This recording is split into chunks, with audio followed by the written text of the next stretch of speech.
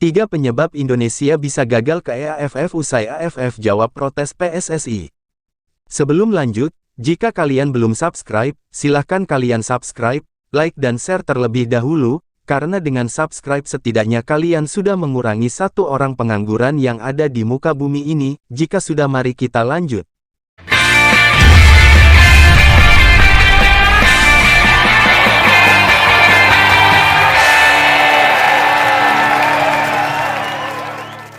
Indonesia ditengarai bisa gagal bergabung ke Federasi Sepak Bola Asia Tenggara (AFF) karena 3 faktor. PSSI berusaha merespons positif saran netizen untuk bergabung ke AFF, setelah merasa dirugikan saat tampil di Piala AFF U19 2022. Akibat ketidakpuasan tersebut, PSSI mengirimkan surat protes ke AFF. Kini AFF telah memberikan jawaban soal laga aneh Vietnam U19 vs Thailand U19 di Piala AFF U19 2022, yang diklaim PSSI merugikan Indonesia.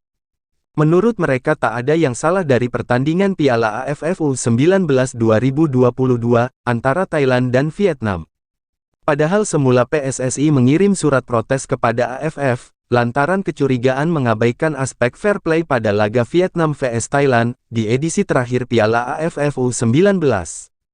Lantaran dugaan tindakan tak sportif itu, muncul pula saran agar Indonesia meninggalkan AFF dan bergabung dengan AFF. Dengan bergabung ke AFF, PSSI ingin menjajal lawan yang lebih kompetitif seperti Jepang, Korea Selatan, dan China.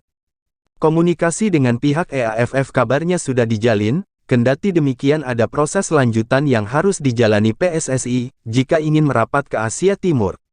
Di satu sisi, PSSI perlu mengkaji segala plus dan minus jika pindah federasi, dan bukan tak mungkin wacana bergabung ke AFF berhenti di tengah jalan. 3 hal yang dianggap bisa menyebabkan Indonesia gagal ke AFF.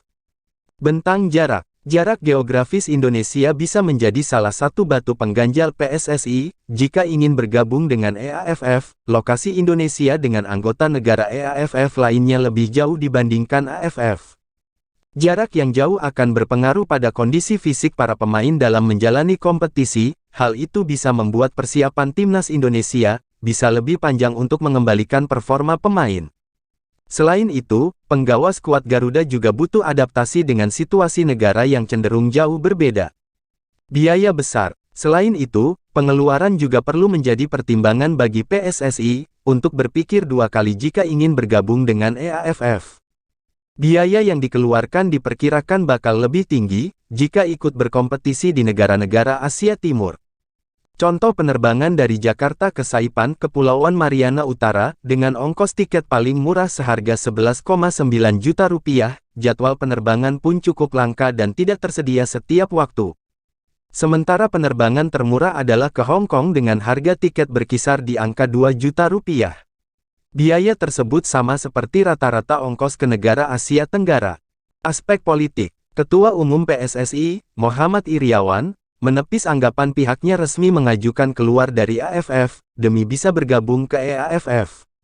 Ia menyebut pindah federasi hanya sebatas opsi yang bisa dilakukan PSSI, untuk meningkatkan level kompetitif skuad Garuda. Pria yang akrab disapa Iwan Bule itu mengisyaratkan, aspek politik menjadi salah satu pertimbangan PSSI jika keluar dari AFF. Sebab, AFF dan Persatuan Negara Asia Tenggara (ASEAN) saling beririsan. Negara anggota kedua lembaga itu pun nyaris sama. Bukan tak mungkin hengkangnya PSSI akan berdampak ke hubungan diplomatik antar negara ASEAN. Kami harus mengkaji, menganalisa, tidak bisa secepat itu kami putuskan. Ini perkumpulan negara ASEAN, secara politis kami bersama-sama, kami berterima kasih kepada netizen, supporter, dan penggemar timnas, kata Iryawan. Bagaimana menurut kalian? Silahkan berpendapat di kolom komentar, dan terima kasih sudah menonton.